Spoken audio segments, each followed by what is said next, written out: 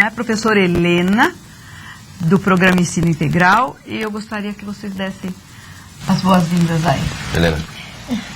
Bom dia a todos, supervisores, diretores dos NITs, a escola que nos acompanha, os professores coordenadores, as escolas do Programa Ensino Integral. É um prazer sempre estar com vocês, como a professora Gislaine disse, embora de longe, né, essa conversa nos aproxima, né, professora? O professor... Bom dia, professora Gislaine, Helena. Muito bom dia a todos que estão nos acompanhando. Acho que o mais bacana desse início de manhã a gente poder ver já na telinha essa articulação que a gente vem promovendo em âmbito central, CEGEB e CIMA sendo refletida em grande medida nas diretorias de ensino também. É possível a gente já observar tanto as equipes do núcleo pedagógico, supervisores de ensino, mas também as equipes do CI e do NIT. Então, nesse sentido, já começamos de maneira bastante entusiasmada essa manhã de trabalho, né? E aquele bate-bola que a gente vai fazer aqui. Uma reunião de muito trabalho, e nós vamos contar aqui hoje e amanhã com todas as pessoas das equipes da CEGEB, de todas as disciplinas, língua portuguesa, matemática, das ciências humanas, as demais disciplinas de códigos e linguagens, ciências humanas, enfim. Nós vamos ter oportunidade de que todas as pessoas e todas as equipes conversem com vocês, e eu imagino que seja uma conversa produtiva e que a gente possa trocar boas figurinhas, né? Nós não vamos poder fazer perguntas, a não ser por e-mail, e as dúvidas e comentários que vocês tenham podem ser enviadas para o endereço faleconosco@rededosaber.sp.gov.br. Se a gente tiver tempo, nós responderemos algumas das dúvidas encaminhadas ainda durante a nossa conversa. Se não, posteriormente, por e-mail, nós enviaremos as respostas. Acho que é isso, né? Eu acho que para a gente organizar, vocês querem acrescentar mais alguma coisa? Podemos começar? Vamos em frente. Então vamos em frente. Nós temos uma programação bastante extensa, e eu espero que intensa, e eu gostaria de apresentar esta programação a vocês. Eu fiz uns PPTs para organizar esses nossos 3 períodos de conversa, né? Então vamos lá. Hoje, essa programação sobre planejamento já se iniciou no encontro com dirigentes nos dias 6 e 7 de agosto, em que Olavo e eu tivemos a oportunidade de conversar com todos os dirigentes, já antecipando a programação desta AVC de hoje. Hoje nós temos, então, a primeira AVC de manhã e tarde, 17/8, com as equipes das diretorias de ensino e de escolas. E amanhã, 18/8, nós teremos uma nova videoconferência pela manhã. Portanto, como eu disse, uma programação bastante extensa, pelo menos, não é? Nessa programação, eu gostaria de brevemente situar o grupo a respeito do que é que nós vamos estar discutindo. De hoje, na programação da manhã, nós vamos fazer algumas considerações a respeito do replanejamento. Qual será o nosso foco das ações do segundo semestre? Em seguida, nós vamos discutir o SARA, a AP, o que mudou na AP, na avaliação em processo, e o SARA também. E a AP no Programa Ensino Integral. Depois, nós vamos ainda passar em revista a SARESP, a plataforma Foco Aprendizagem, e vamos trabalhar depois com a AP, anos finais ensino médio, língua portuguesa e matemática, e como interpretar os resultados da AP versus o SARESP. Por fim, nós vamos trabalhar, como eu disse antes, com a área de ciências humanas, ciências da natureza e linguagens, na seguinte perspectiva: como é que a gente desenvolve habilidades de leitura e compreensão de textos e de raciocínio lógico em todas as áreas de disciplinas, veja bem, sem perder a especificidade de nenhuma das disciplinas. Por fim, no dia 18/8, pela manhã, nós teremos uma conversa a respeito da AP dos anos iniciais, com a equipe dos anos iniciais. Bom, uma programação intensa. Vamos lá? Vocês estão conosco, eu espero que a gente consiga aí fazer um trabalho, como eu disse antes, além de extenso, que tenha algum produto que resulte para nós em algumas indicações. Bom, eu vou começar dizendo alguma coisa sobre replanejamento, não é? E óbvio que eu não vou retomar todas as questões mais teóricas a respeito do que significa replanejar, porque certamente esse é um tema que já está inscrito na nossa história e na nossa prática de professores, diretores, supervisores, PCNPs. Eu apenas vou me restringir ao foco que nós imaginamos sejam as nossas ações de replanejamento do segundo semestre de 2015. Bom, é óbvio, eu já digo a vocês que eu não vou ser muito precisa no uso da terminologia. Eu vou usar termos genéricos, não vou fazer a distinção em projeto pedagógico, proposta pedagógica, porque não é o nosso intuito agora. Vocês leiam nos termos que eu vou utilizar, exatamente aqueles temas que para vocês representam de maneira mais adequada esse mesmo conceito, ou os conceitos a que eu estarei me referindo. Bom, então vamos lá. Quando se retoma a proposta pedagógica planejamento de 2015, é óbvio que uma pergunta-chave é a seguinte: quais objetivos, metas, resultados que a escola se propôs a alcançar? Não é? A primeira pergunta que se faz. E exatamente, para responder esta pergunta, eu posso fazê-lo de várias maneiras. Eu posso recorrer à minha memória, à minha prática, à prática dos meus colegas, fazer uma reflexão a esse assunto, mas, de certa maneira, o que é fundamental, e eu quero destacar aqui, tem uma referência da qual nós não podemos fugir. E a referência é exatamente o que está colocado aí nesta transparência. O que é que os indicadores revelam a respeito do que se conseguiu realizar em relação às aprendizagens previstas para os alunos? E é óbvio, quando você recorre a esses indicadores, você torna esta conversa um pouco mais profissional e um pouco mais objetiva. E é óbvio que em termos de indicadores, a gente tem vários deles. E a gente tem que passar em revista esses indicadores, esse conjunto de indicadores. Um primeiro resultado, um primeiro indicador, é exatamente os resultados das avaliações em processo. Quer dizer, e quando você fala em avaliação em processo, nós não estamos falando apenas nas avaliações da AP, porque a escola faz continuamente avaliações em processo. Ela tem resultados, ela tem observações a respeito do desempenho dos alunos, os professores têm retorno por conta dessas mesmas avaliações a respeito de sua prática, e aí você tem um veio absolutamente importante para replanejar.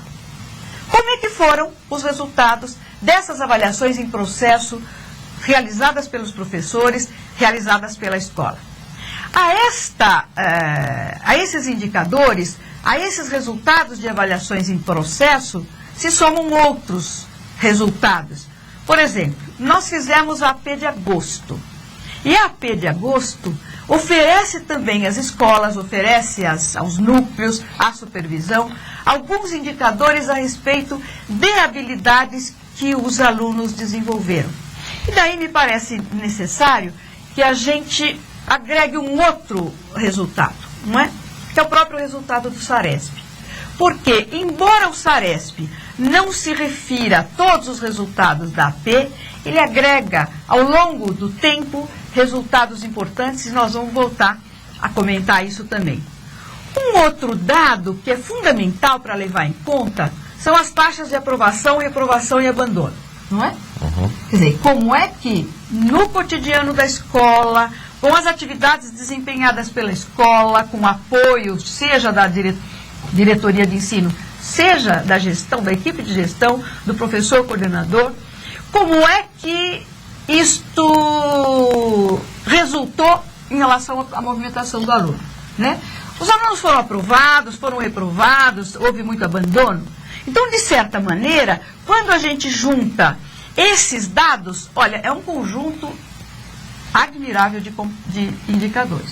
O desafio, né, pessoal, é que a gente não se perca em meio a tantos indicadores e saiba usá-los, cada qual com a sua especificidade, para oferecer um contexto a respeito do que rodou, do que aconteceu no primeiro semestre de 2015.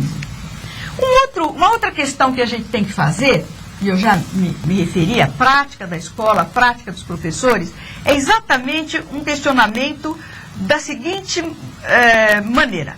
O que deu bons resultados? O que deu bons resultados quanto às práticas pedagógicas?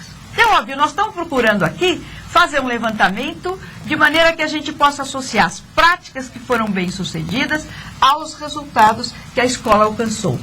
Agora, que práticas de gestão escolar? Quer dizer, o que aconteceu na prática do professor coordenador, da direção, da oficina, do núcleo pedagógico, me perdoe, que ações foram essas que concorreram para que a escola, na sua gestão escolar, pudesse ter um desempenho mais adequado?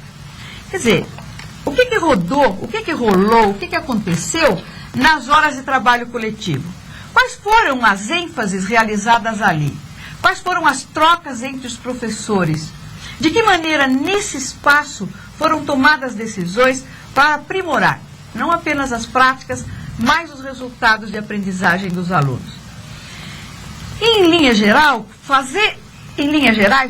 fazer uma reflexão a este respeito significa, de certa forma, colocar em pauta o que deve ser, o que pode ser repetido, o que merece ser alterado, sempre no caminho de melhorar as condições da escola, dos professores e, por conseguinte, os resultados de aprendizagem dos alunos, não é mesmo?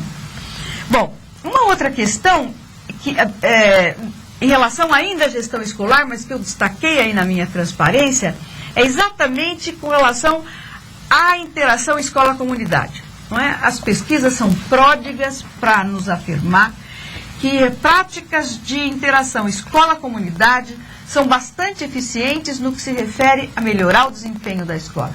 Nós já tivemos vários relatos, tanto dos dirigentes, práticas escritas que demonstram o seguinte: quando a escola consegue se aproximar da comunidade, com foco nas questões de aprendizagem, seja por diversas maneiras, chamando os pais à reunião, comunicando a eles os resultados, comunicando as ênfases que serão empregadas ao longo do ano letivo, essas práticas costumam ter bons resultados. Então, isso é uma outra vertente que tem que ser levantado, não é? Uhum.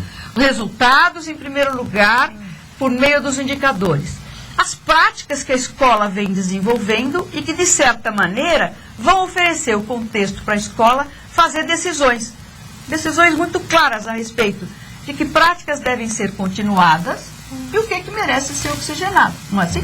O que eu continuo, o que eu aprendi, o que é possível trocar, porque tem uma competência instalada dentro da escola, tem uma competência instalada dentro das diretorias de ensino, e a decisão, no final das contas, é como é que essa experiência, como é que essa expertise já instalada pode ser colocada a serviço de todos, de toda a equipe escolar. Um outro aspecto que eu gostaria muito de frisar é, quando a gente está levantando tudo isso, os indicadores, os resultados, portanto, as práticas que deram bons resultados, aquelas que precisam ser revistas, a gente está fazendo aquilo que se considera a fase do diagnóstico, não é? Eu estou passando a limpo o que aconteceu no semestre passado e exatamente absolutamente importante, eu tenho certeza, pelo que conversamos já com os dirigentes, que as diretorias de ensino e as escolas já estão nesse caminho. Preparar previamente estes indicadores, para que no dia do planejamento, não é? Esses indicadores estejam disponíveis para as pessoas. Porque se eles estão disponíveis, o momento da reflexão, a etapa da reflexão sobre eles e de tomada de decisão é absolutamente importante. Não é? Eu gostaria de passar para a próxima tela dizendo o seguinte: veja, é quase que uma conta de chegar. Eu vejo o que deu resultado em termos de práticas e eu tenho que equacionar o que falta fazer. O que falta fazer? Tanto em termos dos resultados, não é? Tanto em termos das práticas. Como é que era a fase do diagnóstico, o que a gente fez que foi legal, o que a gente tem que fazer ainda para fazer exatamente a escolha de prioridades. Eu acho que em termos de escola e não é só em termos de escola, em termos da diretoria de ensino, em termos da nossa vida, exatamente por vezes nos pega a seguinte questão: o que é que eu faço em primeiro lugar? O que é que eu não posso deixar de fazer? E nem sempre decidir o que é prioritário não é uma tarefa fácil. Então eu imagino que o foco do que falta fazer, como nós estamos falando de escola, que é o nosso negócio, é a educação, é a aprendizagem dos alunos. Parece que a pergunta crucial é: o que é que a gente tem que fazer,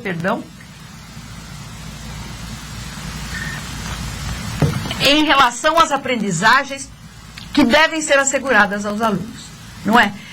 E daí, retomo, e me perdoo por isso, por dizer de novo, mas eu acho que isso é fundamental. Precisa, às vezes. É preciso, né? As práticas desses professores, as práticas da diretoria, numa perspectiva de retomada e de ênfase àquilo que precisa ser enfatizado. Bom, é óbvio, vou repetir de novo. Eu faço o diagnóstico, eu sei o que preciso fazer para melhorar as aprendizagens, e daí eu tenho que definir o que e como fazer.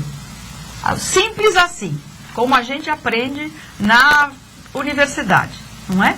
Agora, veja um pouco, não se trata agora de fazer um exercício muito acadêmico, de retomar os planos, de fazer os planos sobre o ponto de vista da elaboração apenas.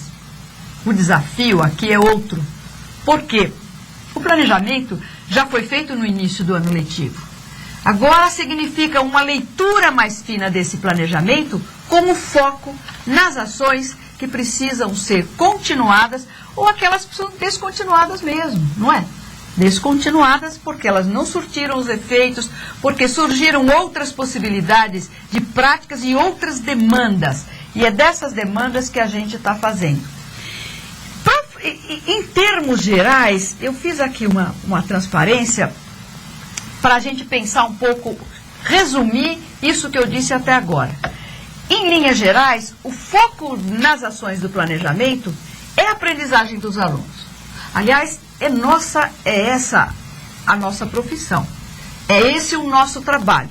Conseguir que os nossos alunos desenvolvam as habilidades necessárias, ou seja, que eles aprendam.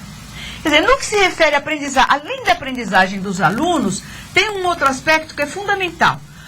Para que eu consiga fazer com que os alunos aprendam, os alunos têm que estar lá. Os alunos não podem se evadir, os alunos não podem faltar, não é? Ou as faltas precisam ser restritas ao que é absolutamente necessário. Então, nós teremos aí um outro elemento fundamental que tem que ser foco das ações do planejamento, no sentido de garantir a permanência do aluno no espaço escolar.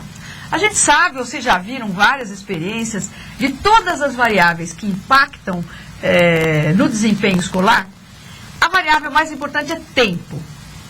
É óbvio, nós temos experiências bem-sucedidas de ampliação do tempo na escola, desde que esse tempo seja bem aproveitado, desde que ele seja bem organizado, desde que ele seja interessante, mas tempo faz diferença, não é? Tempo faz diferença e, sob o ponto de vista do planejamento, fica sempre o desafio. Como é que a escola se organiza para quê? No tempo que os meninos passam na escola, eles passem, de fato, tempo de uma maneira produtiva e que eles tenham mais motivos de permanecer nessa mesma escola, não é? Que eles possam ser seduzidos pelas atividades, possam encontrar interesse nas atividades e que a escola revele que a presença deles é importante e de que as atividades escolares fazem diferença na vida da escola, na vida da equipe e também na vida dos alunos. Quer dizer, veja, uma tarefa que também tem que ser combinada, não é? Com a família. Quer dizer, convencer a família, receber a família no sentido de que ela também valorize o tempo de permanência do aluno, parece que é uma das preocupações a ser tratada por ocasião do replanejamento mesmo. Bom, veja bem, vou voltar a olhar a minha transparência. Quando eu relaciono aprendizagem e fluxo, é óbvio que nós podemos colocar aí no cenário uma seguinte questão. Fluxo e aprendizagem são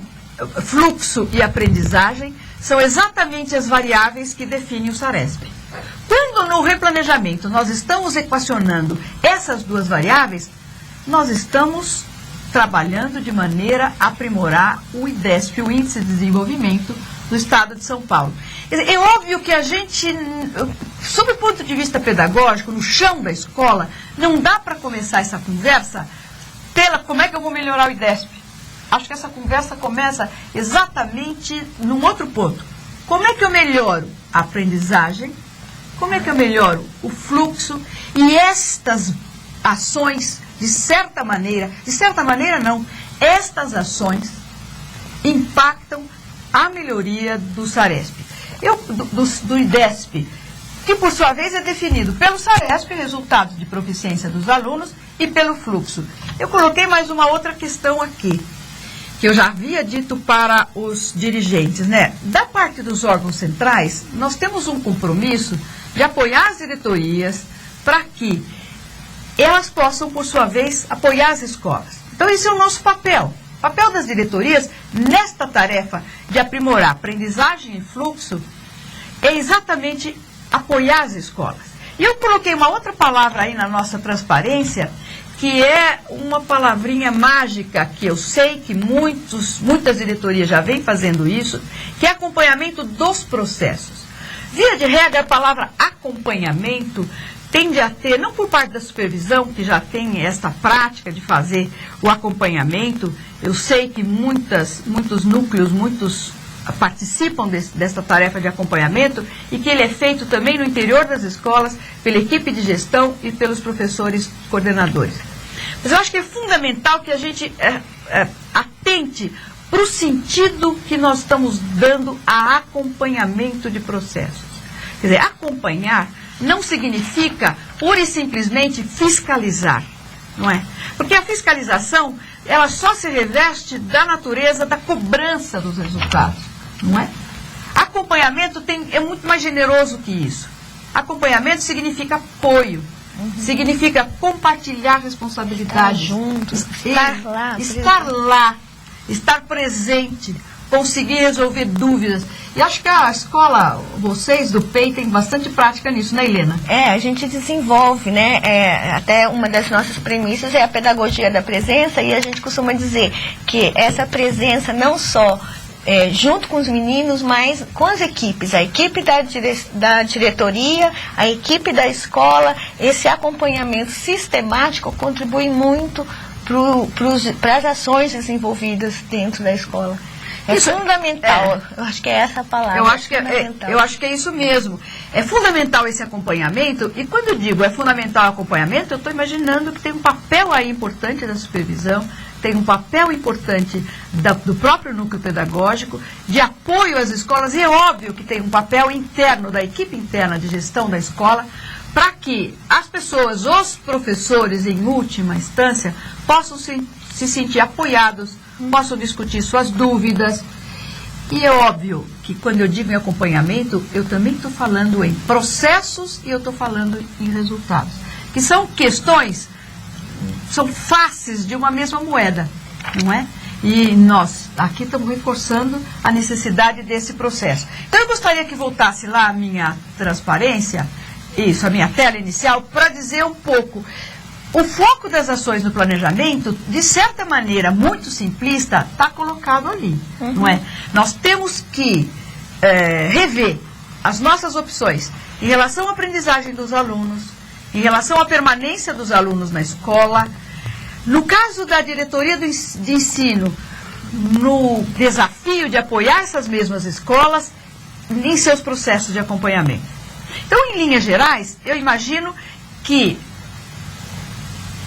a gente deva, com relação, eu vou abrir essas duas variáveis que estavam ali. A aprendizagem por um lado e o fluxo por outro lado. E nós vamos falar um pouquinho de aprendizagem, apoio para o diagnóstico. E daí nós entramos na AP, avaliação da aprendizagem em processo. Eu não vou dizer da aprendizagem das avaliações que são feitas pela escola, né? Não vou dizer delas. Mas nós vamos nos deter aqui para falar na avaliação da aprendizagem em processo, na AP. E a gente primeiro tem que dizer a vocês do que mudou na AP. A gente tem recebido algumas questões, algumas perguntas, e a gente tem a dizer o seguinte: ainda que a AP tenha mudado na sua estrutura, ela não mudou na sua essência, né? O objetivo da AP é fornecer indicadores a respeito das aprendizagens dos nossos alunos. Só que no modelo anterior, a avaliação da AP era estruturada em habilidades do ano anterior. E eu não vou entrar aqui em detalhe qual período do ano em que se baseava a AP. E ela era estruturada em 10 itens, não é? Nesse modelo que nós estamos fazendo, praticando de AP, que já começamos a fazer a primeira avaliação da AP, ela está estruturada nas habilidades do bimestre anterior. Não do ano mais amplo, mas no bimestre anterior. E nós aumentamos o número de itens na expectativa de que se pudesse avaliar o maior número de habilidades. Então, veja, são vários itens.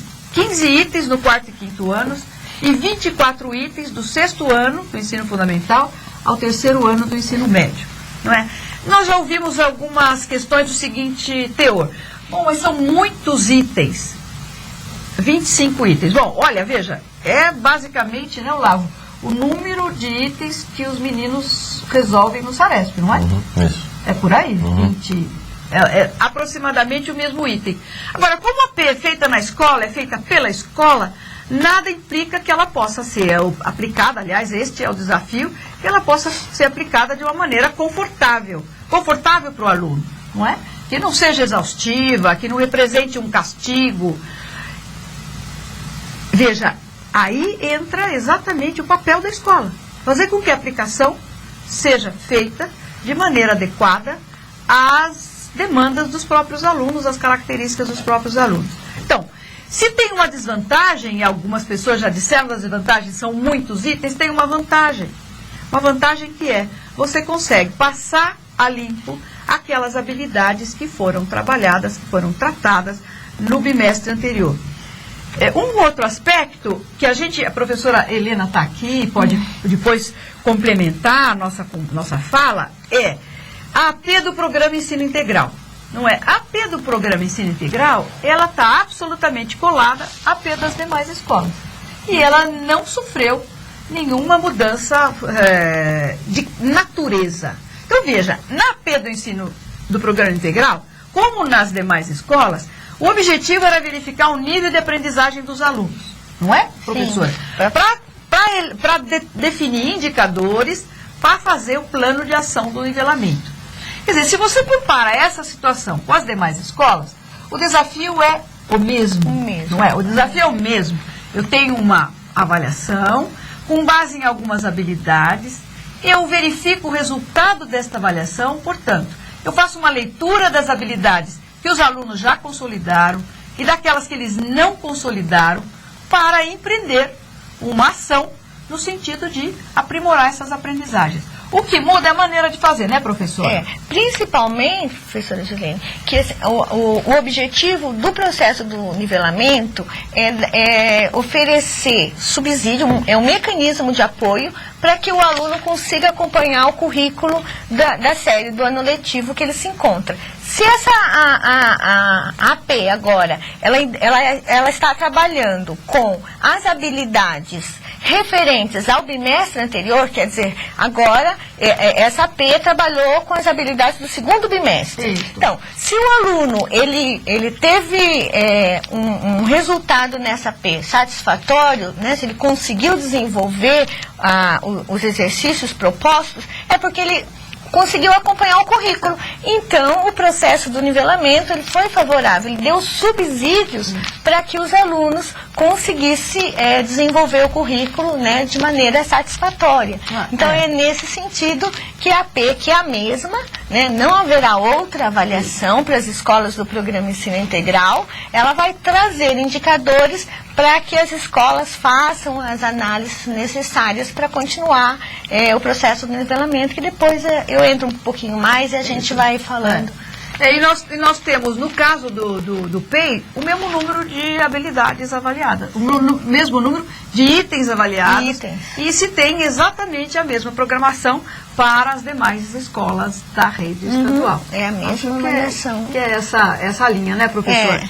Agora, veja, eu coloquei uma tela aí que nem é preciso passar a vocês. Objetivo da P, nós já dissemos. O que é que os alunos estão aprendendo? E o que é que os alunos não estão aprendendo? O pulo do gato, exatamente, não é só constatar o que eles não estão aprendendo. É exatamente o que é que é necessário fazer para que os alunos aprendam. Exatamente é esse o desafio, não é?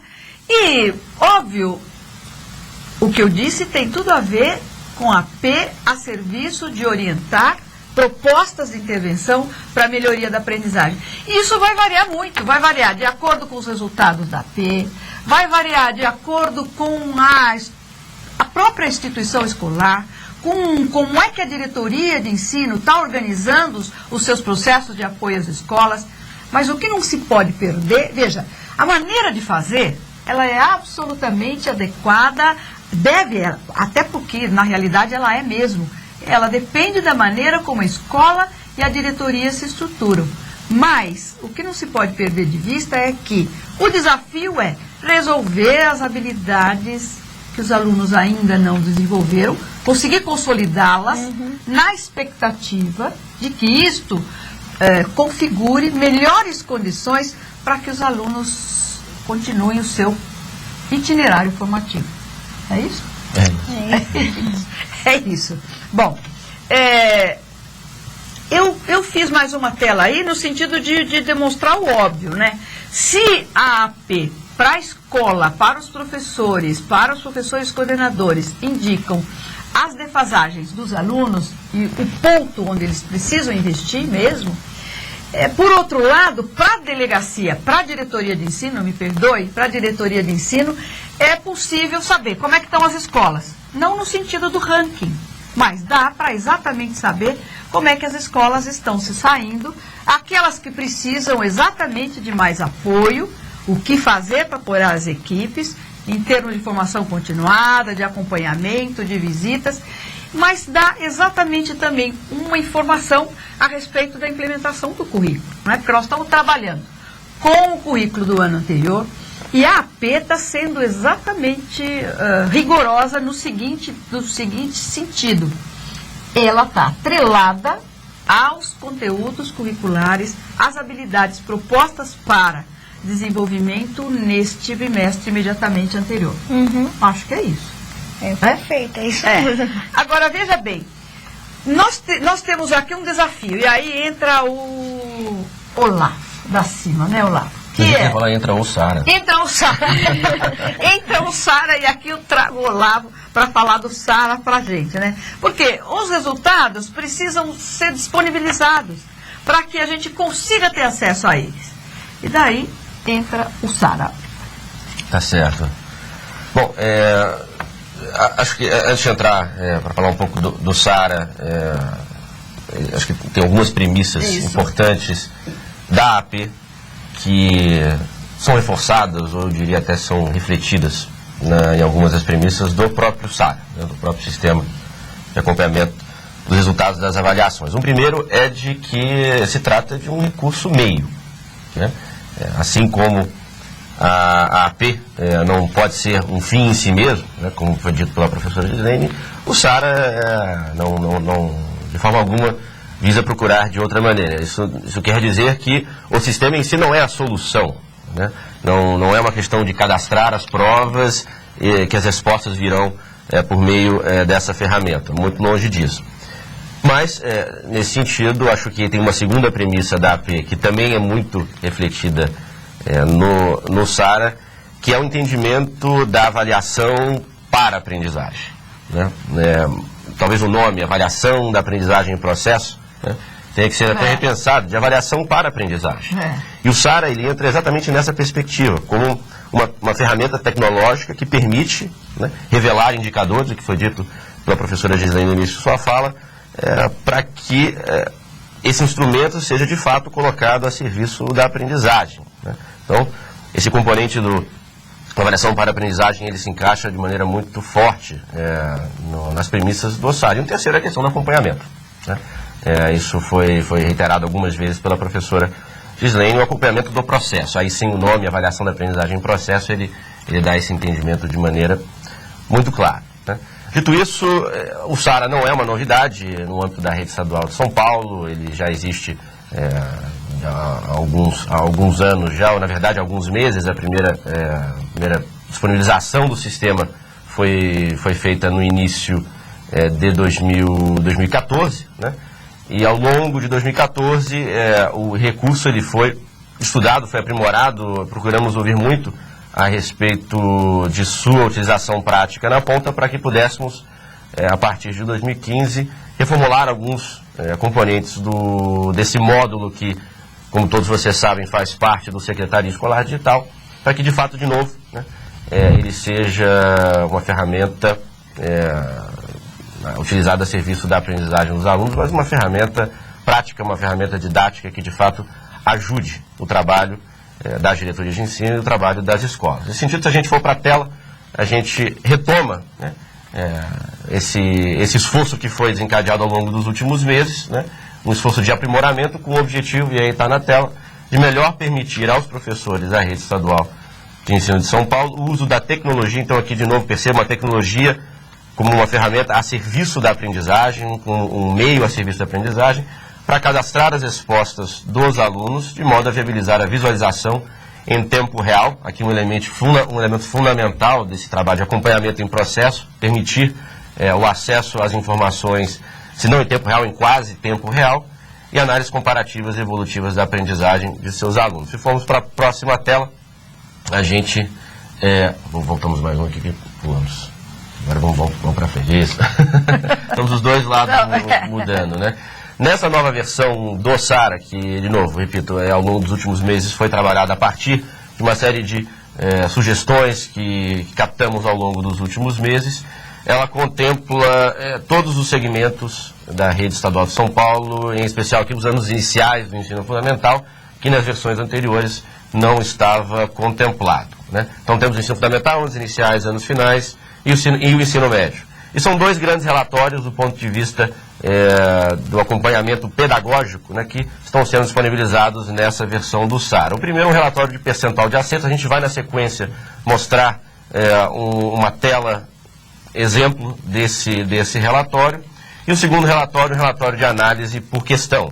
Também mostraremos um exemplo de visualização deste relatório, mas já antecipando que, tanto no âmbito do percentual de acertos quanto no âmbito da análise por questão, é possível obter uma análise, uma visualização, seja em nível de turma, nível de escola, até chegar em nível de diretoria de ensino.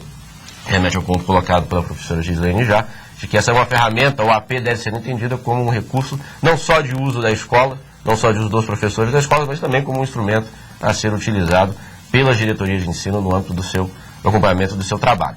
E, por último, há um terceiro relatório, né?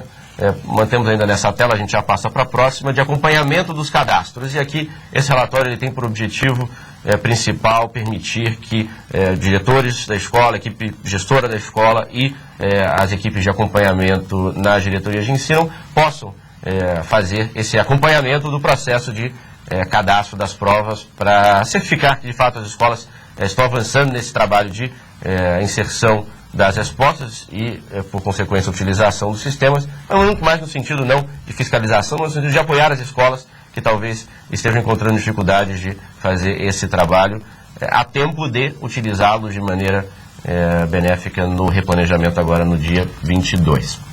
Se passarmos para a próxima tela, a gente mostra rapidamente, talvez a visualização seja um pouco comprometida, os números eles aparecem acho que um tanto quanto pequeno na tela de vocês, mas para ilustrar quais são esses relatórios que estão sendo viabilizados nessa versão do SARA. Então aqui está o relatório de percentual de acertos.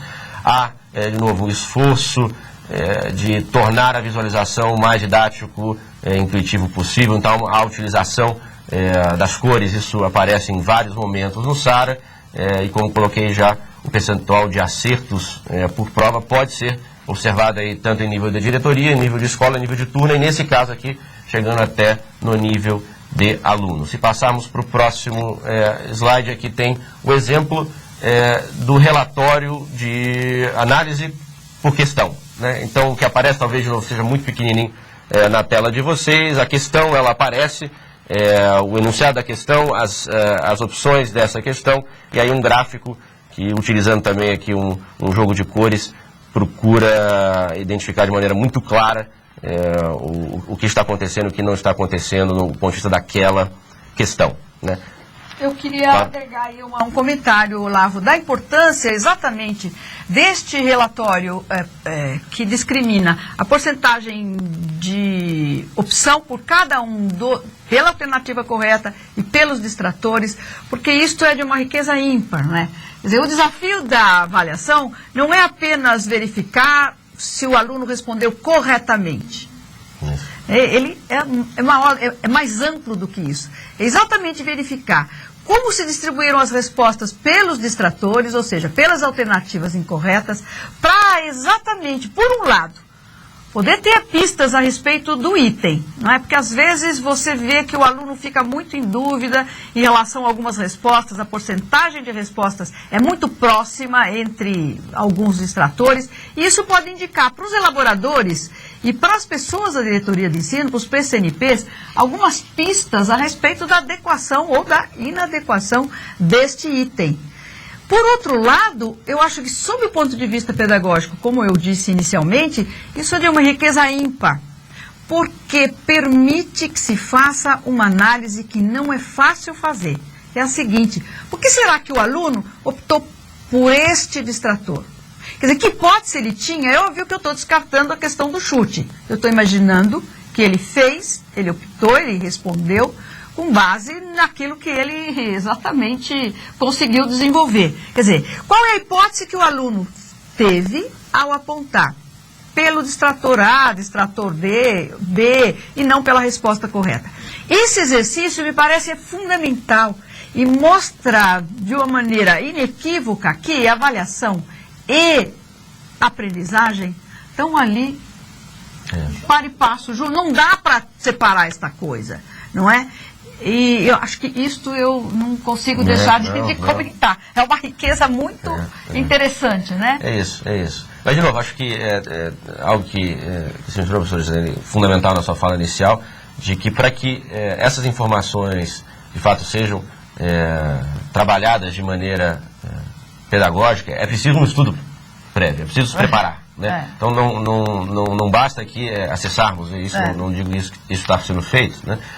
Alguns poucos dias antes do replanejamento. Essa ferramenta, ela tem que ser estudada, as informações que são, ela tem que ser trabalhadas de maneira prévia para que se possa fazer esse entendimento e para que o dia 22 seja um trabalho a partir das informações já entendidas, já trabalhadas, né? Acho que tem... bom, esse aqui é o relatório de acompanhamento dos cadastros. Essa visão é uma visão da escola, né? De uma turma específica, se não me engano, assim, do primeiro ano, aqui anos iniciais, inclusive. Então, traz o total de alunos cadastrados naquela turma, o número de inserções realizadas, ou provas cadastradas, e o percentual. Isso permite que a diretoria ou a escola possa, num relatório simples, ter o acompanhamento, de fato, do processo de cadastramento, que, de novo, sem esse cadastro das provas, os dados não podem ser gerados no formato de relatórios que apresentamos. Então, aqui mais uma ferramenta de gestão e acompanhamento das escolas e das diretorias no trabalho de inserção dos dados. E acho que a gente tem mais um slide para finalizar. Do ponto de vista da implementação do SARA, todas as diretorias e as escolas que estão nos acompanhando vêm recebendo já há duas, 3 semanas um boletim Secretaria Escolar Digital. E nas 2 últimas edições desse boletim, o SARA teve um papel de destaque no boletim. E ao longo desse processo a gente vem antecipando esse lançamento e ao longo da semana passada, né, tivemos uma série de ajustes que foram feitos. Inclusive a equipe no final de semana agora trabalhou de maneira incansável para resolver alguns dos problemas que foram apontados no final da semana, já na dinâmica de apresentação dos relatórios, né.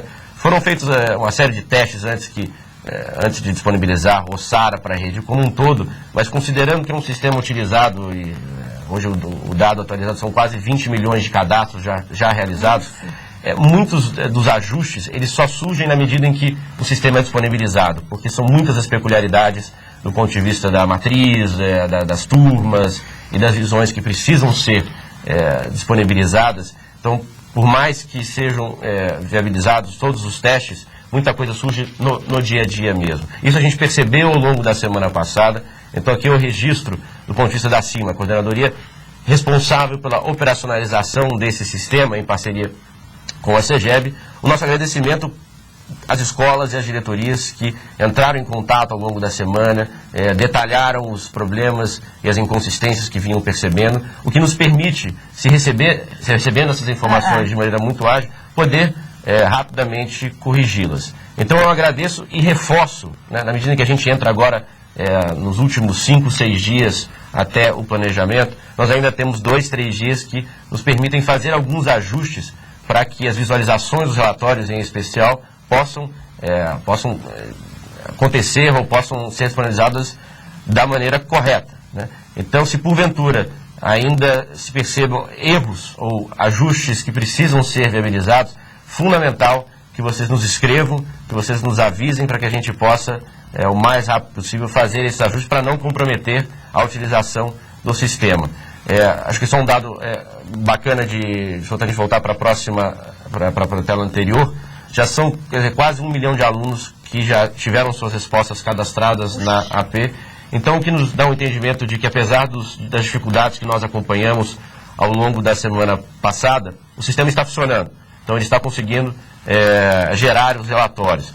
E são quase 2.500 escolas que já têm alunos, respostas de alunos cadastrados. Então, temos ainda um grupo grande de escolas que ainda não está utilizando. O SARA a gente entende que provavelmente acontecerá ao longo dos próximos dias. Mas, de novo, reitero aqui a importância, em nível de diretoria, em nível de escola, nos avisarem assim que perceberem inconsistências. Procurem entender mesmo se é uma inconsistência no relatório, se é uma inconsistência do sistema, ou se é apenas um erro de navegação, a inserção de uma senha incorreta. Caso não seja, de fato, vocês entendam que possivelmente há um problema aqui, nos avisem. O e-mail, acho que é de conhecimento de todos, mas acho que vale a gente colocar aqui um e-mail centralizado, que cai direto na equipe do SARA, para poder fazer esse trabalho de ajustes. Deixa eu só aqui para não... sed.suporte, então sed.suporte@educacau.sp.gov.br. Então, de novo, sed.suporte@educacau.sp.gov.br. Há um time, de novo, 100% focado. Esse suporte técnico é o do Secretaria Escolar Digital, mas o time está muito concentrado nas questões do SARA, para que a gente possa, nesses próximos dias, ajustar o que precisa ser ajustado, se problemas surgirem ao longo desses próximos dias. Mas tudo indica que estamos avançando de maneira consistente no que diz respeito à inserção e à visão dos relatórios. Eu acho que é isso do ponto de vista do SARA. Tá certo, eu acho que é um recurso absolutamente importante, porque, conforme eu tinha dito antes, vai permitir à diretoria de ensino ter dados objetivos a respeito das dificuldades, não apenas de cada escola, e isto impacta nas decisões de formação, mas em relação às turmas. Quer dizer, e eu reforço o que o Olavo disse, não se trata de algo a ser encarado como um fim em si mesmo. Não é o fim, vamos inserir os dados na plataforma, mas um meio que possibilita profissionalizar um pouco a atuação das pessoas envolvidas aí na tarefa de aprendizagem dessas crianças. Quer dizer, eu estava fazendo a seguinte linha de raciocínio, né? Nós temos os resultados de diagnóstico, nós temos os resultados de aprendizagem da própria escola, nós temos os resultados oferecidos pela plataforma que registra as avaliações da AP, realizada agora, e nós temos um terceiro tipo de dados que eu gostaria agora de me referir a eles, que são os dados do SARESP, não é? E daí, com relação aos dados do SARESP, eu gostaria de aí dar um depoimento que não é o meu, é o de vocês. Eu já tive a oportunidade de trabalhar com o SARESP da área de Ciências da Natureza em especial, e o que se coloca exatamente em relação aos resultados do Saresp é o seguinte: as escolas não se reconhecem no Saresp. Quer dizer, a escola participa do Saresp. No ano passado foi uma porcentagem muito significativa de alunos avaliados, não é? E acho que isso é muito interessante. Nós estamos falando de uma rede, de uma avaliação censitária, que nas séries que foram programadas, a participação foi absolutamente significativa, denotando o empenho das escolas, das diretorias, das próprias famílias. Os alunos compareceram nas avaliações. Agora, é óbvio, a escola recebe do Saresp um boletim que coloca exatamente, que distribui os alunos avaliados nos níveis de proficiência, né? Abaixo do básico, adequado e avançado. Mas, até o momento, a gente não tinha, ainda que se contasse com o relatório pedagógico, até o momento, até pelo menos esse momento mesmo, né? As escolas não recebiam uma devolutiva a respeito das habilidades, do resultado das habilidades dos seus alunos, não é? O que fazia, por exemplo, que ela estivesse com aquela distribuição dos alunos nos níveis de desempenho? E exatamente o sonho de consumo, pelo menos o meu, da CEGEB, do Olavo, da Secretaria, era exatamente poder disponibilizar para a rede de uma maneira mais ágil os resultados em termos das habilidades consolidadas pelos alunos e das habilidades que eles ainda não conseguiram consolidar. Numa perspectiva histórica, não é? Que ele pudesse comparar, se não são os mesmos alunos avaliados, pelo menos isso dá uma ideia do itinerário conseguido, perseguido por cada uma das escolas nesta avaliação, que, como ela é feita em intervalos ao longo do itinerário formativo, ela oferece um bom desenho de como as escolas estão conseguindo desenvolver as ações de maneira a conseguir as aprendizagens dos alunos. Então, eu acho que uma boa, uma alegação, a gente não se vê no Saresp, foi a motivação para que esta plataforma fosse construída. E nós estamos com uma plataforma. Aí eu abro para você, Olavo, primeiro, para você falar da plataforma, e depois eu... Acho que, de novo, assim como a AP, né, cabe acima, e aqui no papel de estar representando a coordenadoria, nosso objetivo aqui é operacionalizar, acho que demandas e trabalhos que, do ponto de vista da CEGEB, do ponto de vista pedagógico, são entendidos como aspectos importantes que podem contribuir. Acho que reforço a fala no sentido de um recurso meio. Não se trata, né, de um recurso que tem como finalidade ele mesmo.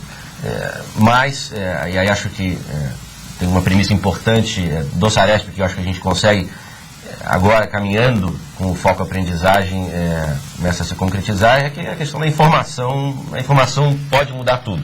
Né?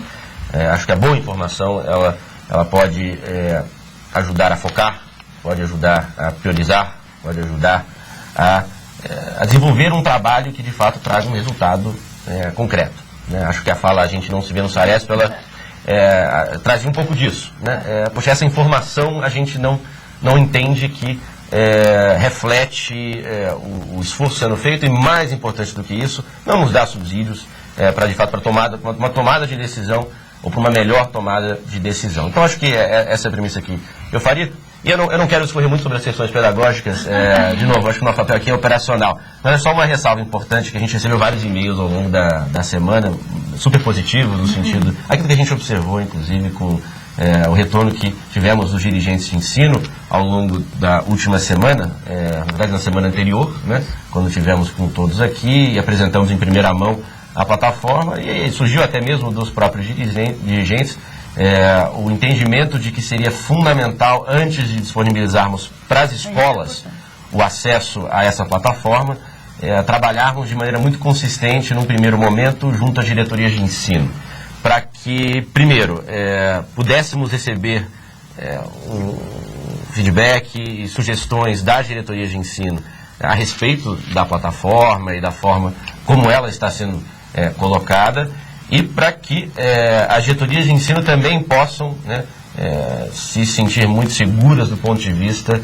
da interpretação que deve ser feita a respeito dessas informações e de que forma elas devem ser trabalhadas. Esse é um trabalho em construção. Muitos perguntaram, tem uma data específica que isso vai ser disponibilizado? Acho que a gente está procurando não cravar uma data ainda, de novo, porque a gente entende que esse processo de implementação dessa plataforma tem que ser muito cuidadoso. É uma fala que a professora teve na reunião de dirigentes para a gente não banalizar esse instrumento. Né? Então acho que eu faria essa ressalva, devolvo a palavra para que você possa fazer essa contestação pedagógica que é a mais importante do ponto de vista da foco-aprendizagem. Né? Isso.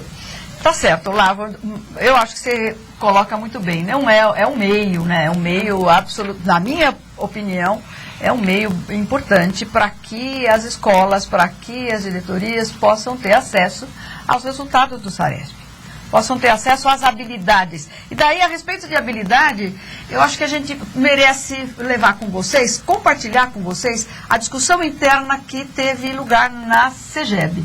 Porque veja um pouco, o que a plataforma faz? Ela permite, por série avaliada, que se tenha, e por escola, que se tenha um retrato dos resultados das avaliações em língua portuguesa e matemática, esperamos. Nos últimos 3 anos. Nos últimos 3 anos. Não, dá um retrato aí. Agora, é óbvio que para apresentar para apresentar essas habilidades, nós tínhamos que organizá-las de alguma maneira, de uma maneira pedagógica, que facilitasse, inclusive, a interpretação desses resultados. E daí, eu estou dizendo que a gente vai compartilhar com vocês o caminho que a gente traçou com as equipes da CEGEB, dos componentes curriculares. O primeiro desafio era como é que a gente classifica, define prioridades em termos da habilidade. Nós fizemos uma primeira tentativa, está aí, bom, é a relevância pedagógica. Nós reunimos as equipes, olhamos todas as habilidades avaliadas no Saresp e classificamos essas habilidades com relação a 3 características, né? Se eu me lembro bem, 3 características. Uma característica era qual é a relevância daquela habilidade para o itinerário formativo do aluno, para a continuidade do itinerário formativo, para que ele tenha aquela habilidade, é fundamental para que ele continue a sua aprendizagem? Era uma questão.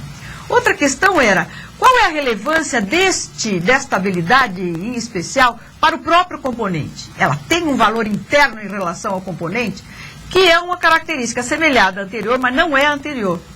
E em terceiro lugar que tempo, que espaço o desenvolvimento dessa habilidade ocupa no currículo praticado, na rede, expresso ou nos cadernos. Então, a gente fez essa primeira classificação, foi um trabalho bastante interessante entre as equipes, teria sido muito bom poder ter contado com a participação dos PCMPs, mas no final das contas a gente fez a classificação e chegou à seguinte dúvida, né? Bom, se eu classifico de acordo com relevância, eu tenho habilidades que não são relevantes. E daí ficava um pouco incoerente sob o ponto de vista pedagógico. Então daí a gente partiu para uma outra definição. E vocês que da diretoria já puderam acessar a plataforma, nós optamos por uma outra categoria, por outras categorias, perdão. Uma categoria assim, uma primeira estruturante. Você tem habilidades estruturantes sem as quais os alunos não conseguem, eu não estou falando de pré-requisito, eu estou falando de estruturante mesmo. Eles não conseguem ter continuidade nas suas aprendizagens, naquela competência, naquele conteúdo, naquela disciplina avaliada. Além dessas estruturantes, a gente disse que tem as básicas. Mas básica não é estruturante? Nem todas as estruturantes são básicas, não é? Agora, veja um pouquinho, além das básicas, nós tínhamos as complementares. Esta classificação que eu estou dizendo a vocês, ela já mudou, porque a gente tinha dado outra designação, outra nomenclatura.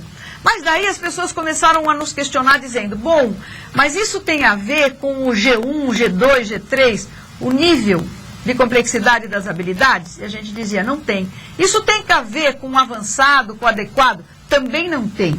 É uma análise que se faz a respeito da natureza das habilidades. E vocês, eu coloquei ali, se você dá uma olhada na tela anterior, eu coloquei em revisão, Porque da mesma maneira que nós estamos aí, não estamos abrindo a plataforma para as escolas apenas para as diretorias, eu acho que esse é um tema que a gente não fechou ainda a discussão, que ainda tem que acabar de fazer essa discussão, né, Helena, Olavo, e a gente conta para isso com o retorno de vocês.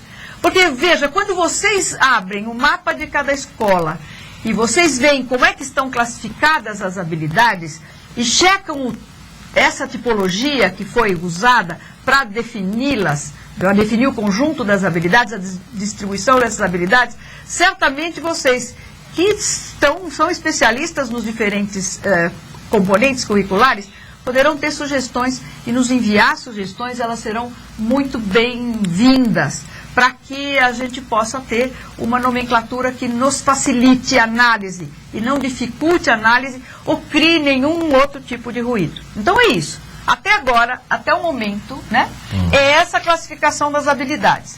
Você entra na tela e você entra na escola, você seleciona e você consegue verificar a distribuição de todas as habilidades. Quando você você clica numa habilidade, você vê o desempenho nessa habilidade nos últimos 3 anos avaliados. Agora, como você consegue pesquisar o resultado de cada uma das habilidades, eu fiz uma outra tela aí que é importante sob o ponto de vista pedagógico, e as equipes, em especial a equipe de língua portuguesa, ficou me pautando para que a gente fizesse essa ressalva, e certamente é uma ressalva que eles vão fazer depois.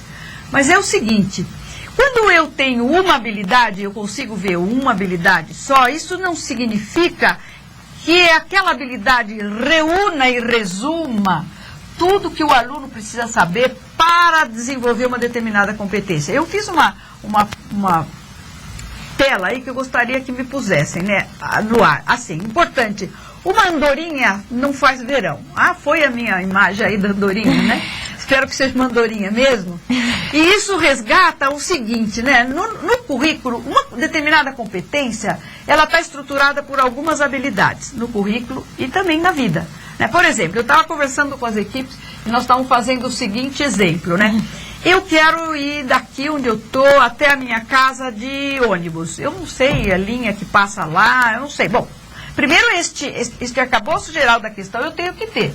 Eu tenho que saber que há uma definição de linhas, eu tenho que saber consultar em algum lugar algo que me defina quais são as linhas, que linhas passam aqui onde eu estou, aqui perto da João Ramalho, onde é que está o ponto. Eu preciso saber isso, então eu tenho, olha, veja quantas habilidades eu tenho aí. Eu tenho que ter outras habilidades, eu tenho que ter a habilidade de saber como é que eu pago, o que é que eu faço, saber comparar os percursos, eu quero chegar rápido na minha casa. Os itinerários para saber, aquele que tem menos paradas, mais paradas, etc, etc. Então, a grande competência é que eu consiga finalmente pegar o ônibus e chegar na minha casa. Agora, para eu fazer isso, tem diferentes habilidades aí, incorporando esta competência maior. Que eu posso ter desenvolvido uma habilidade mais do que a outra, mas no final das contas, eu preciso delas em certa medida, para conseguir o meu intento. Eu sei que exemplo sempre é manco, né? A gente poderia pegar um exemplo do próprio currículo, mas isso vocês podem fazer com as equipes, que depois vão conversar com vocês, mas isso é fundamental que se tenha em mente. O fato de você poder esquartejar a competência e ter acesso a cada uma das habilidades pode ser extremamente rico, porque também a plataforma oferece a possibilidade de consulta à competência. Você consegue observar como é que está o desenvolvimento da competência e, em cada competência, das habilidades que a constituem. Então é um exercício bastante importante. Eu estou falando com pessoas que são especialistas em conteúdo, que têm domínio desta questão do ensino e aprendizagem. Portanto, eu tenho certeza que a plataforma não vai ser mal interpretada sob esse ponto de vista. Agora, chega um ponto que é fundamental conhecer qual é aquela habilidade que está naquela turma em especial, naquela escola em especial, naquele componente, impedindo que se façam progressos. Progressos no sentido de que as aprendizagens dos alunos sejam consolidadas e os alunos possam continuar no seu percurso. Agora, uma questão também que acho que é importante e que certamente não é objeto de nenhuma dúvida por parte de vocês, mas eu acho que é bom deixar muito claro, é como é que a AP se correlaciona com os resultados do SARESP. Né? Como é óbvio, fica óbvio, a AP, você tem o diagnóstico do bimestre anterior, que habilidades do bimestre anterior não foram consolidadas, ou quais habilidades foram consolidadas. No foco, na foco aprendizagem, você tem um histórico do desempenho do SARESP. Quer dizer, e veja, como o SARESP avalia séries intercaladas, avalia os anos iniciais, avalia o terceiro, avalia o quinto, avalia o sétimo, avalia o nono e o terceiro do ensino médio, você tem exatamente uma possibilidade de verificar como é que ao longo do itinerário formativo, ao longo da educação básica, as habilidades estão sendo consolidadas e garantidas ao aluno. É óbvio que o SARESP não substitui a AP e vice-versa, mas os resultados são complementares. A AP, eu estava conversando com a minha equipe, quando a gente estava se preparando para esta reunião, e a gente fez até a seguinte analogia. Eu sei que a analogia nem sempre funciona, mas eu vou me arriscar, né? É assim, quando você pega a AP, é como se você tirasse uma fotografia do momento, né?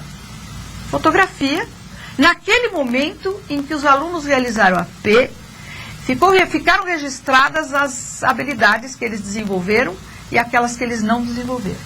É uma fotografia, é o instantâneo. Quando você tem o SARESP, que possibilita um histórico, é como se eu tivesse vários quadrinhos, né? E eu tivesse um filme. Um filme que não se remete a um grupo específico de alunos, aqueles que eu tenho na minha frente em sala de aula, mas que revela exatamente como a escola está conseguindo se articular para garantir estas aprendizagens. E acho que o que é mais interessante no SARESP, ele resgata um aspecto absolutamente importante, né? A aprendizagem dos alunos não é prerrogativa apenas das disciplinas que são avaliadas. O aluno é o mesmo, o aluno de língua portuguesa é o mesmo aluno de matemática, de inglês, de arte, de educação física. São os mesmos alunos avaliados. E, de certa maneira, as experiências pedagógicas que eles têm oportunidade de passar na escola são fundamentais para as aprendizagens que são avaliadas nas diferentes disciplinas. Então, eu acho que essa conexão é absolutamente importante. Então, veja, eu retomo o fluxo da minha fala para eu não me perder. Nós estamos fazendo assim, ó. Nesse planejamento é importante equacionar, por um lado, a aprendizagem dos alunos. E a gente passou em revista, ainda que brevemente, depois vocês vão poder fazer isso mais vagar com as equipes pedagógicas da CEGEB. Nós vimos como é que isso pode ser lido através dos resultados do SARESP. E, óbvio, eu disse antes, pelos resultados dos próprios professores. E tinha uma outra, naquela minha transparência anterior, tinha um outro quadrinho lá que era fluxo, né? Faz falta se os alunos estão frequentando a escola. E daí nós vamos dizer, vamos voltar aqui na aprendizagem dos alunos, que é uma das variáveis, e outra variável é o fluxo. Quem falta, faz falta. Você vai falar, Olavo, desta... Posso fazer uma introdução muito rápida, mas acho que o cerne da questão é pedagógico. Né? Mas acho que esse é um trabalho que essa semana ele será oficialmente lançado por meio de uma resolução, né? Uma nova resolução que será publicada amanhã, e o lançamento de um site específico que tratará do projeto Quem Falta Faz Falta. Né?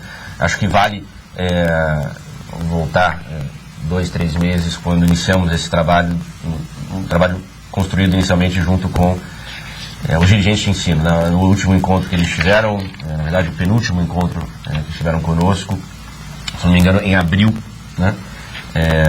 Onde colocamos, e aí acho que o Fernando vai mostrar algumas imagens importantes que nos fizeram entender que precisávamos, apesar dos avanços nos últimos anos do ponto de vista da redução dos índices de falta dos alunos, redução dos índices de reprovação por faltas e redução também dos índices de abandono escolar, os números ainda são extremamente altos, né? E, portanto, precisamos avançar de maneira muito mais forte nessa temática, né? E voltando à questão que foi apresentada pelo professor Gislene, os dois quadrinhos, né? Quer dizer, a aprendizagem e o fluxo, esse aspecto ele tem uma relação íntima com os dois, né? A questão da falta.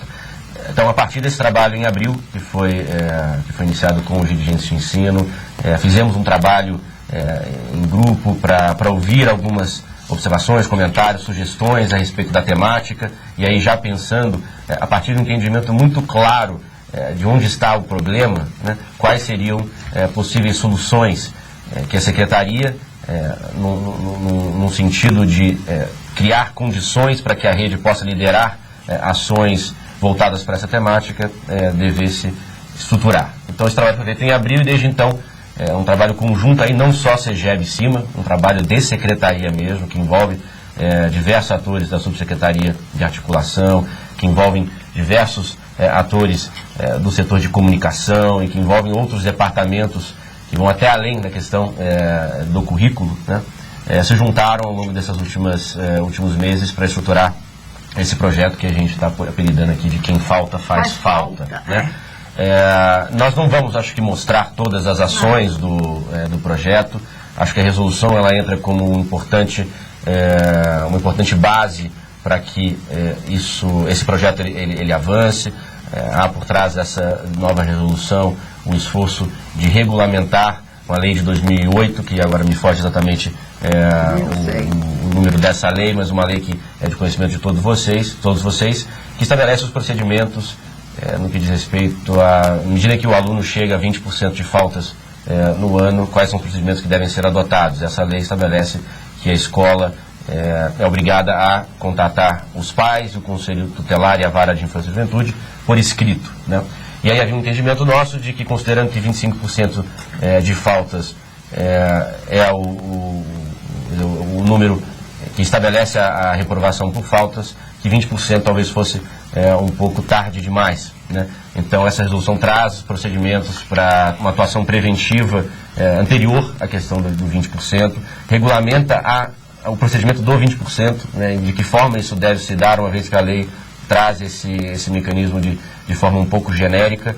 Então, a resolução também trabalha ou procura trabalhar a regulamentação desse procedimento e também reforça os procedimentos de ausências compensadas, né? Isso vai ser publicado amanhã e, de maneira conjunta a essa resolução, também o site do projeto, e lá nesse site todas as ações do projeto são especificadas. Mas uma delas, acho que é o que a gente vai mostrar na sequência aqui, é o vídeo. Né? Eu vou mostrar antes da imagem ou depois da imagem? Depois da imagem. Então, vou voltar para o professor Gislene, mas esse vídeo surgiu a partir da sugestão de alguns dirigentes de ensino e na verdade, nos trouxeram um relato que muitas vezes é feito pelas equipes, né, da diretoria de ensino, que em muitos casos, né, o pouco entendimento, ou talvez a pouca importância que é dada à questão do fluxo, ela tem, por natureza, uma falta de entendimento do impacto deste indicador no IDESP como um todo, né?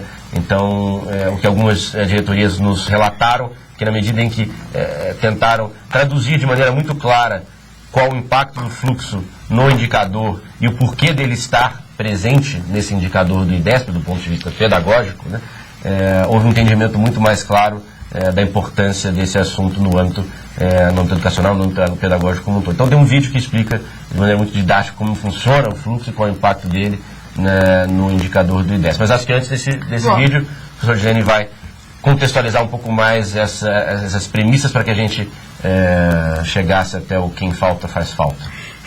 Eu quero destacar um ponto, né? O Olavo está dizendo da resolução, mas eu acho que a gente precisa entender que o intuito da resolução é exatamente oferecer apoio para que as pessoas se responsabilizem e que o aluno não seja abandonado à própria sorte quando ele ameaça a abandonar a escola. Quer dizer, tem indicações dos alunos eu já sei, já vi relato de ações muito importantes de diretorias de ensino, via Grêmio, via Associação de Pais mesmo, no sentido de fazer a busca dos alunos e um trabalho preventivo. Eu acho que a resolução vem nessa direção, no sentido de corresponsabilizar as pessoas, mas, basicamente, ter essa generosidade com o jovem para que esse processo de falta possa ser interrompido antes de que ela se traduza num abandono da escola. Acho que é um pouco isso. Eu trouxe aqui uma transparência para a gente dar uma olhada no que aconteceu no intervalo de 2009 e 2013, nos resultados do ensino médio, quando a gente compara 3 estados. Acho que dá para ver aí, então veja um pouco. Aí tem anos de 2009 e 2013, Goiás, São Paulo e Rio de Janeiro. Quando você compara a proficiência desses 3 estados, e agora eu estou falando no IDEB, né? Você verifica lá que Goiás... Ensino médio aqui, né? Ensino médio, só ensino médio, isso lá. Que Goiás estava em 2009 com proficiência 4.2, e o São Paulo estava com 4.5 e Rio de Janeiro estava com 4.1 no ano de 2009. No ano de 2013, quando a gente teve um novo IDEB, a gente verificou que a proficiência de Goiás foi para 4,3, um décimo a mais, a de São Paulo ficou na mesma e a do Rio de Janeiro aumentou para 4,4. De toda maneira, ainda que São Paulo não tivesse aumentado a proficiência neste período, ainda a proficiência do estado de São Paulo era a maior dos 3 outros estados. Quando você cruza isso com o fluxo, você dá uma olhadinha lá. Goiás, de 73 passou para 88% o fluxo, a aprovação. No São Paulo avançou um pouco, já era 80%, mais alto, 7% do que Goiás, aumentou para 82%. E Rio de Janeiro fez aí um milagre, de 68% foi para 82%, se equiparando ao fluxo de São Paulo. Quando você faz as continhas aí e verifica que impacto tem isto no IDEB, você vê lá. Goiás, de 3,1 passou para 3,8. Ficou o primeiro IDEB entre os 3 estados no que se refere ao ensino médio. São Paulo, de 3,6 passou para 3,7, portanto, atrás de Goiás. E o Rio de Janeiro passou de 2,8 para 3,6. É óbvio que, embora o IDEB não esteja a serviço de fazer esse ranqueamento dos estados, quando você olha e decompõe esses resultados, você fica fazendo a seguinte reflexão. Pelo menos eu fico, não sei se vocês ficam, não é? Veja, a bem da verdade, o desempenho dos nossos alunos do ensino médio, embora tenha muito que avançar, ele, neste período, foi o melhor desempenho dos 3 estados. Isso não significa uma atitude de, não está ótimo, não está ótimo, precisa aumentar mesmo. Mas, quando você vê a isso agregado o fluxo, você percebe que nós ficamos situados para trás desses outros estados, e talvez isso não reflita os esforços que a gente fez para chegar até aqui e os esforços que a gente vai fazer para avançar ainda mais.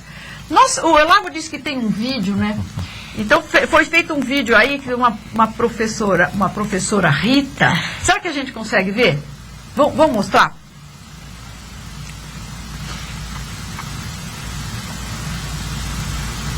Todo mundo sabe que faltar na escola tem impacto direto na aprendizagem. Por isso, garantir a presença do aluno é uma das variáveis que mais influenciam no desempenho escolar. A Secretaria da Educação e as escolas em todo o estado já vêm empenhando esforços para reduzir ainda mais o número de faltas e assegurar o direito dos jovens à educação. Agora, você sabe qual o impacto deste fator para o cálculo do IDESP da sua escola? Vamos fazer essa conta juntos.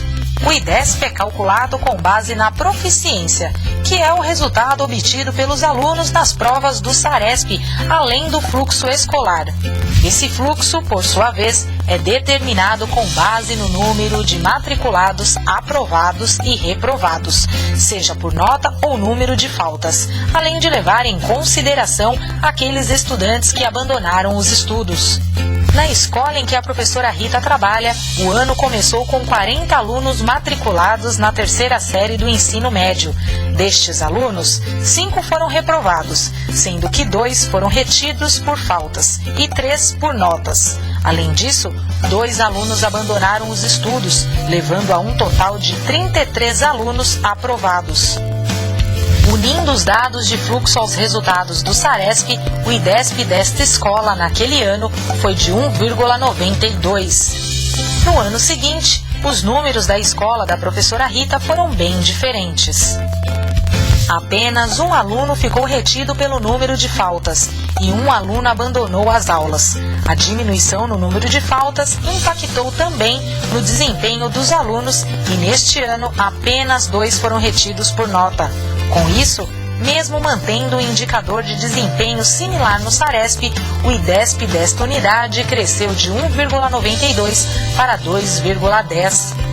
Na escola da professora Rita, a direção e o corpo docente fortaleceram a participação dos pais na rotina escolar, diversificaram o conteúdo oferecido às sextas-feiras, dias com maior incidência de faltas, contataram os pais dos alunos faltosos e o conselho tutelar quando foi preciso.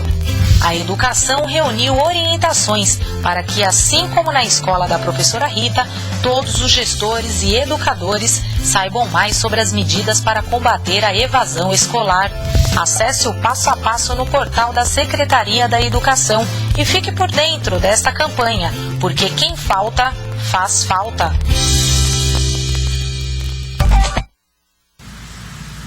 Pronto, e viram a professora Rita? Tem um movimento. Ficou assim. A professora Rita. Mas é isso, em última análise nós recebemos vários e-mails aqui, não vamos conseguir responder esses e-mails. A Deise, supervisora de ensino, alguém que está pedindo, a Valéria, que está pedindo as transparências serão disponibilizadas sim, não tem nenhum problema. A gente vai responder, vai levar essas perguntas aqui, vai responder posteriormente. Eu só gostaria de terminar a minha fala.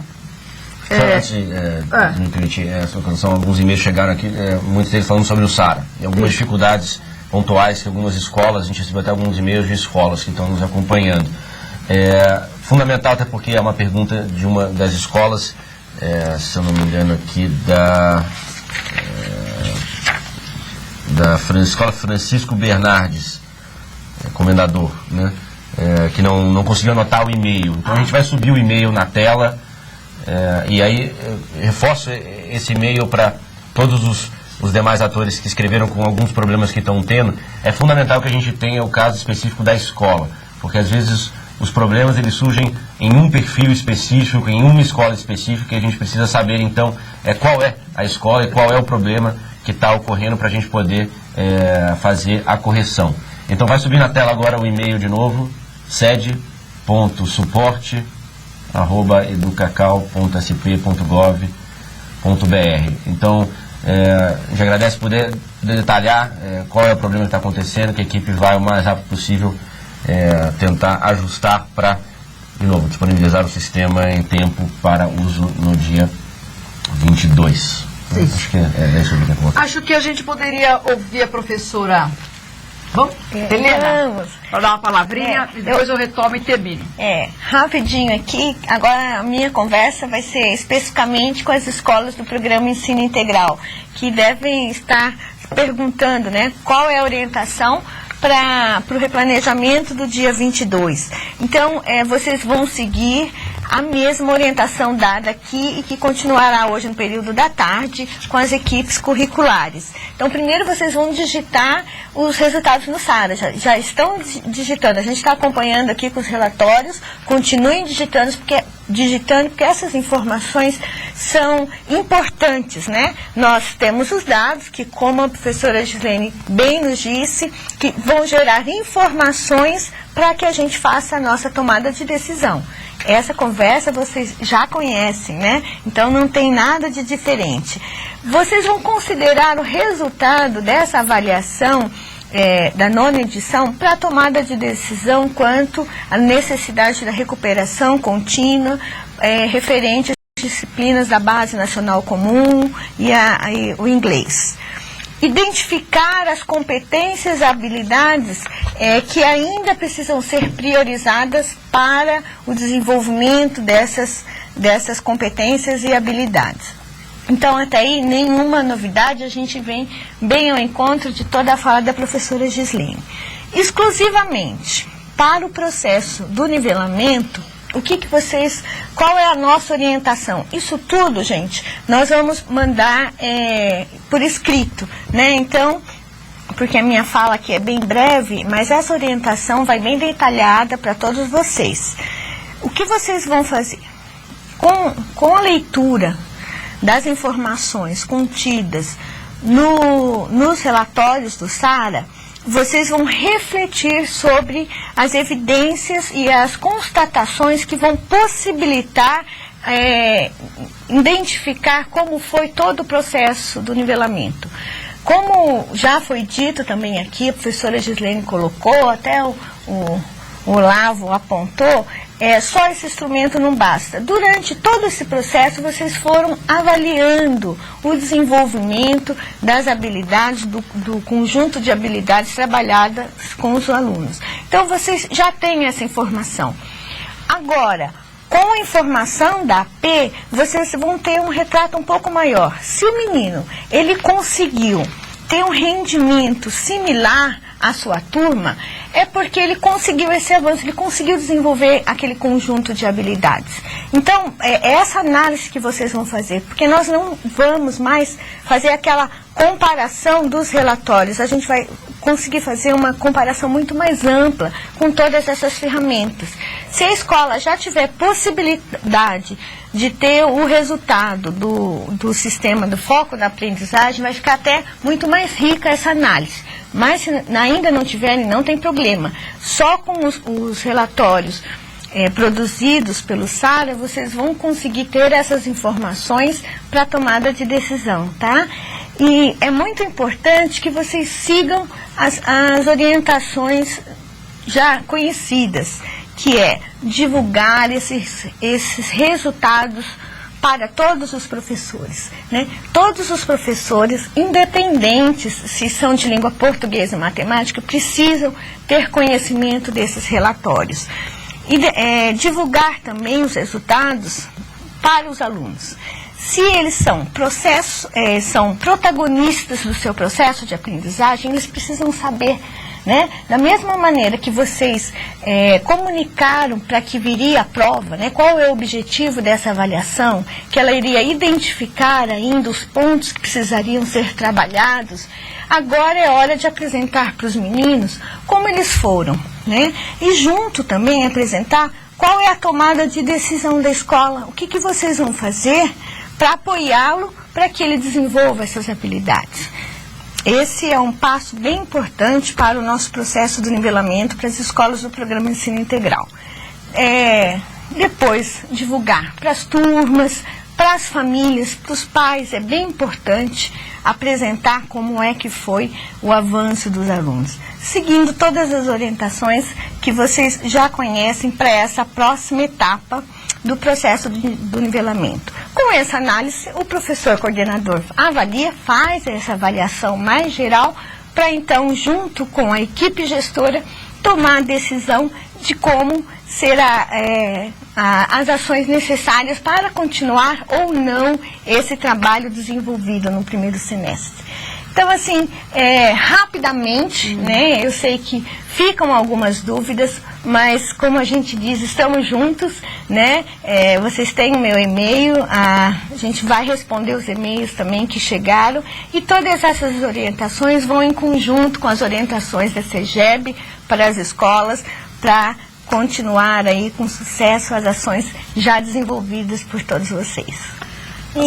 Tá certo, professora Helena. De certa maneira, é exatamente o que você disse, está contido na minha próxima transparência para finalizar a minha fala, né?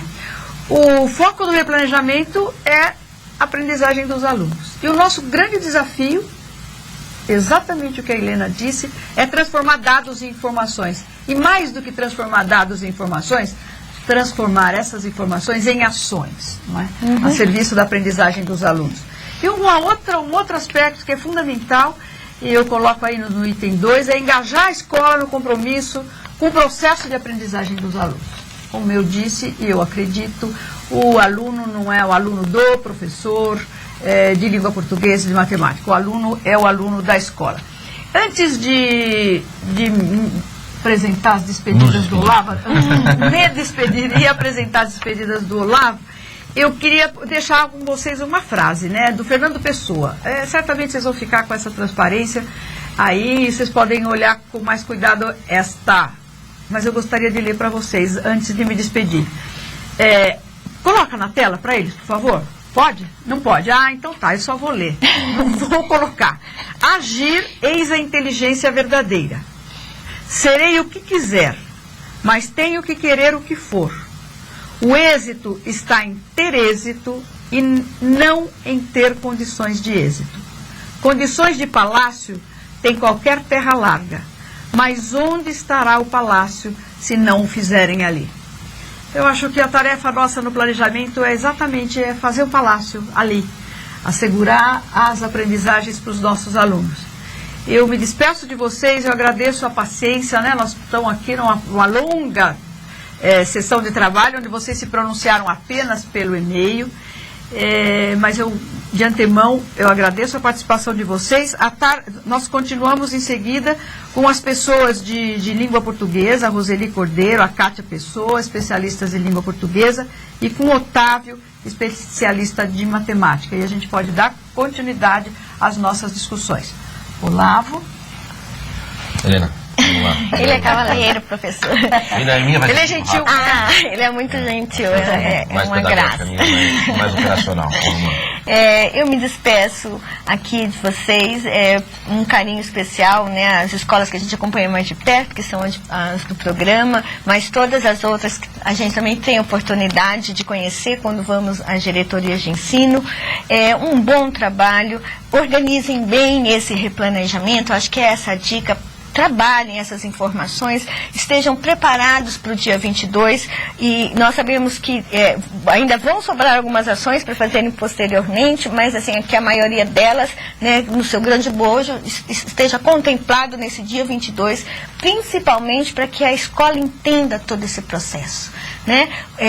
Todas as intenções, todas as ações, ela tem uma intenção.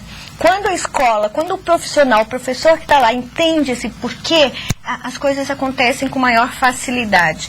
Então, eu passo aqui o meu desejo de sucesso nesse replanejamento.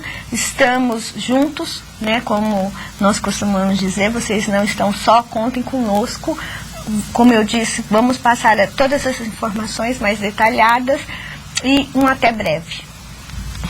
Bom, a minha despedida acho que não será tão bonita quanto a da Helena, nem quanto a da professora Gislene, até porque acho que a gente está sendo concentrado aqui para poder viabilizar. Acho que eu queria reforçar com a minha despedida a importância desse retorno de vocês no ponto de vista do SARA. Tá? Fundamental, mandem qual é o ajuste que precisa ser feito, mas mandem com um detalhamento que nos permita entender aonde está o problema. Então, qual é a escola, qual é o perfil que está sendo utilizado. A gente recebeu alguns e-mails aqui, mas a gente não consegue nem saber qual é a escola que está vindo esse problema. De novo, a gente precisa saber esse detalhe para poder ajustar. Então, Acho assim como a gente está colocando foco, né, em vários dos nomes das plataformas e essa palavra tem permeado o trabalho nos últimos meses. A gente também está muito focado aqui para poder resolver esses problemas. Eu agradeço a atenção de todos e esse trabalho conjunto que a gente vem fazendo já há alguns meses. E um bom trabalho no dia 22 a todos vocês. Estamos aqui trabalhando para que a gente possa dar as condições de êxito, para que vocês possam concretizar esse êxito nesse semestre. Bom, então nós encerramos aqui essa primeira parte. Nós vamos ficar, agradeço novamente a todos, agradeço a vocês e nós teremos agora um intervalo em 10 minutos. Muito obrigada.